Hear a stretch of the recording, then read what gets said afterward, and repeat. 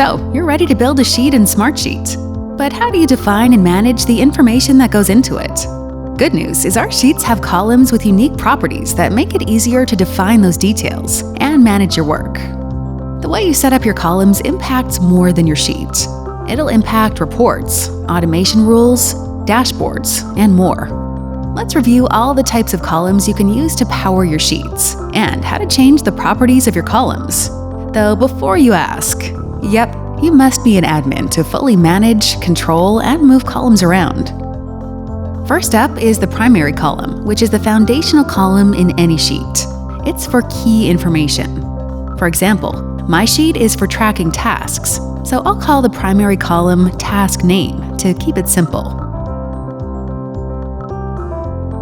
If I want to build a hierarchy in my rows, I can indent and outdent rows in the sheet's primary column. It's important to note that the primary column is the only column on your sheet required to use text or numbers. In my task name column, I'll just enter the names of tasks as I add them to my sheet. If you want to change a column's properties, no sweat. Just double-click or right-click on the column header to edit the column's name or column type. Let's look at all the other column types. You can choose from the following columns: contact list, date, drop-down single select, drop-down multi-select, checkbox, symbols, auto number, or system. So, what do all of these column types do? We're happy you asked. Contact list columns make it easy to assign rows to contacts from your Smartsheet contact lists, made up of your colleagues' names and email addresses. In my sheet, this makes it easier for everyone with access to know who's assigned to what. Most tasks are time-sensitive. Columns with date properties let you view dates on a calendar. Very useful for setting reminders in order to make deadlines.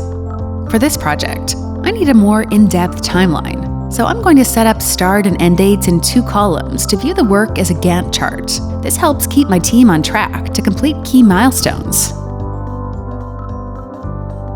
Drop-down lists are great for making your data more consistent, organized, and easier to work with. Once I add one to my sheet, I can then switch to card view to organize and prioritize tasks in different lanes. You can even add multiple list items to a column by making it a drop-down, multi-select. Fantastic for when multiple items apply to the row. To tell your team that a work item is complete, I recommend adding a checkbox column. These check marks are easy to scan. Speaking of sharing information at a glance, we also have symbol columns.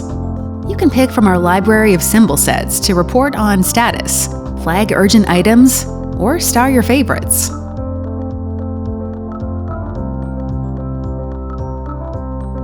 We also have auto number, modified date, modified by, created date, and created by column options. Auto number properties make it pretty easy to track items by giving each row a unique ID. The other system-generated columns are great for tracking created dates and modified dates, as well as who created or modified a row and when.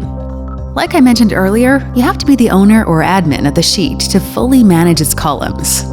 This includes inserting or deleting columns, renaming columns, and changing the layout of columns. Only owners and admins can hide and lock columns, which stops people from editing data within them. If you're not the owner or admin, you can still sort or filter columns to view subsets of the sheet's data. I'm going to save a new filter on my sheet and share it with my team so that everyone has access to the same view of the data. This is especially useful when your sheet has a lot of rows. Last but not least, column descriptions give me the option to share how I expect people to use the columns in the sheet. My team will have all the context they need to understand each column's purpose and contribute to the sheet, when I ask them to, of course. And that's everything you need to know about column types. Spend some time playing with all the different column types. Which ones you'll need depends on the project or assignment, so it doesn't hurt to be an expert. To learn more, visit the Smartsheet Help and Learning Center